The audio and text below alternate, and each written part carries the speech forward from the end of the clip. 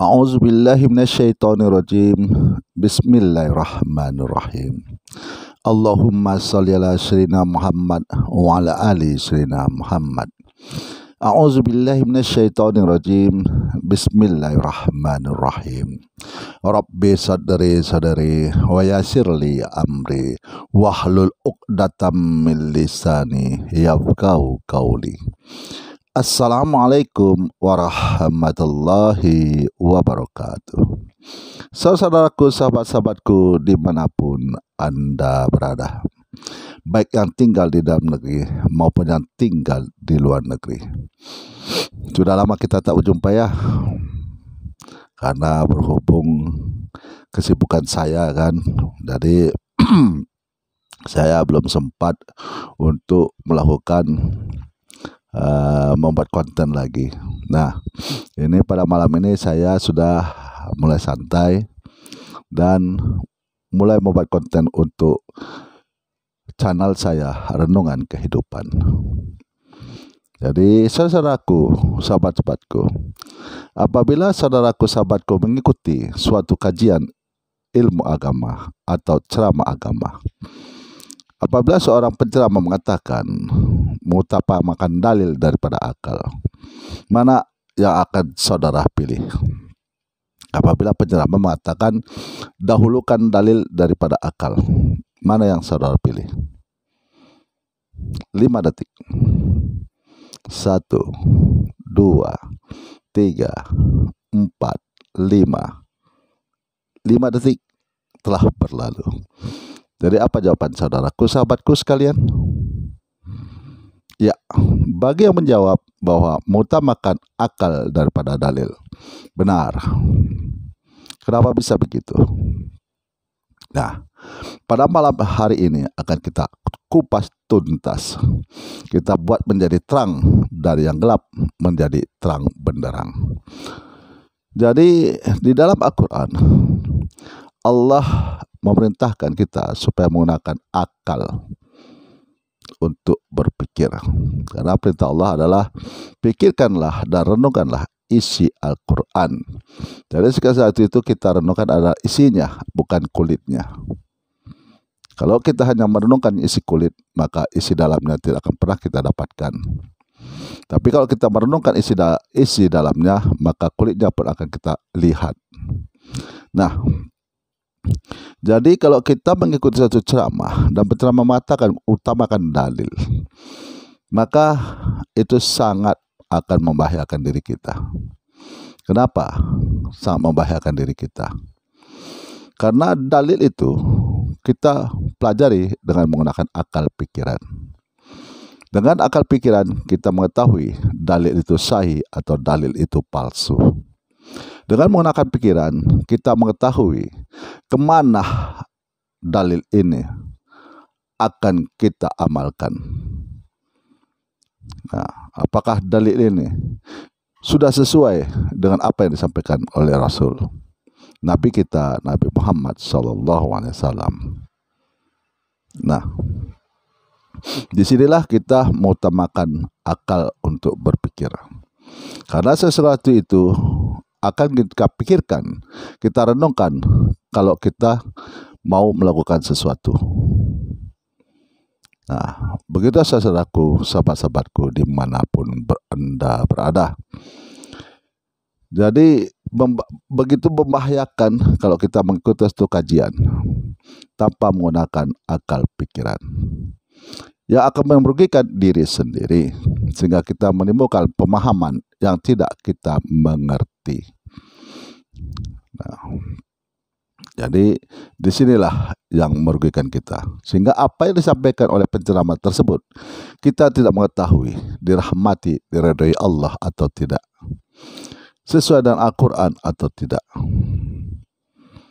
Apakah yang diceramahkan ini jalan yang lurus atau jalan yang sesat? Karena kita tidak menggunakan akal untuk berpikir. Laksana binatang yang digembala hanya menuruti kemauan sang penggembala. Nah, inilah bahayanya kalau kita mengikuti suatu kajian ilmu tanpa menggunakan akal pikiran. Nah, kita kutip dalam firman Allah di Al-Quran, di dalam surah Ibrahim. Al-Quran ini penjelasan yang sempurna bagi manusia dan supaya mereka memberi peringatan dengannya, dan supaya mereka mengetahui bahwasanya Dia adalah Tuhan yang Maha Esa, dan agar orang-orang yang berakal mengambil pelajarannya. Jadi orang-orang yang berakal mengambil pelajaran dari mana? Dari Al-Quran. Al-Quran itu apa? Penjelasan yang sempurna. Sempurna penjelasan itu apa? Untuk kehidupan dunia dan akhirat. Nah, itulah dia. Nah, terkait dengan itu, kita ambil pula dalil yang kedua, yaitu dalil hadis. Dari Ibnu Umar radhiyallahu berkata, ia mendengar Rasulullah SAW berkata, Luqman bukanlah seorang nabi, tapi dia adalah seorang hamba yang banyak berpikir. Ia memiliki keyakinan yang sangat bagus dan mencintai Allah, sehingga Allah menganugerahkan kepadanya kebijaksanaan. Jadi di dalam surah Luqman, Luqman ini adalah orang biasa, bukan keturunan nabi, bukan nabi. Tapi karena beliau adalah banyak berpikir. Berpikir masalah apa? Masalah kekuasaan Allah, masalah tauhidnya Allah. Beliau mencintai Allah, sehingga Allah anugerahkan kebijaksanaan kepada Luqman, dan Allah cantumkan di dalam dalam Al-Quran, surah Luqman. Nah, inilah saudaraku, sahabat-sahabatku dimanapun Anda berada. Allah mengangkat satu derajat kepada hambanya yang berilmu. Orang yang berilmu adalah orang yang menggunakan akal pikiran. Sementara orang yang tak berilmu adalah orang yang tidak menggunakan akal dan pikiran. Nah, di sini Allah menaikkan derajat bagi orang-orang yang menggunakan akalnya untuk berpikir. Nah, untuk mencari keselamatan dunia dan akhirat pun kita harus menggunakan akal pikiran. Karena kita mencari jalan yang ihdinas siratal mustaqim, jalannya lurus, jalan yang diridhoi Allah Subhanahu wa taala. Bukan jalan yang dimurkai dan bukan juga jalan yang disesatkan. Makanya untuk itu kita harus menggunakan akal untuk berpikir. Jangan kita menjadi manusia yang hanya mentaklid. Taklid itu adalah hanya ikut-ikutan, mengikuti tanpa berpikir. Yang beresikonya akan kita tanggung sendiri. Di dalam pengadilan Allah yang Maha Kuasa, kita tidak pernah bisa menuntut seorang penceramah, karena ceramahnya membawa kita ke dalam kesesatan, maka kita tuntut dia, maka itu tak akan berlaku, karena kita sudah dianugerahkan Allah akal untuk berpikir. Nah, resikonya adalah terhadap diri sendiri. Makhluk ciptaan Allah yang maha sempurna adalah manusia, karena manusia disebut sempurna karena sudah mempunyai akal dan pikiran. Jadi mempunyai akal untuk berpikir. Sementara seluruh organ-organ tubuh, bentuk-bentuk tubuh di semua makhluk ada.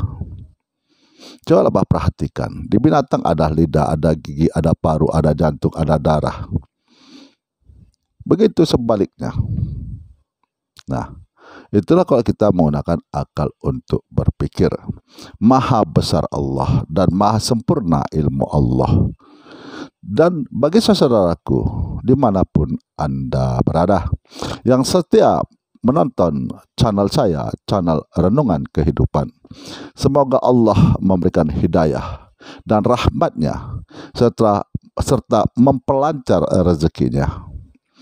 Dan bagi sahabatku saudaraku yang mengalami sakit, baik yang dirawat di rumah sakit maupun yang dirawat di rumah, semoga Allah mengangkat penyakitnya, pulih seperti sedia kala.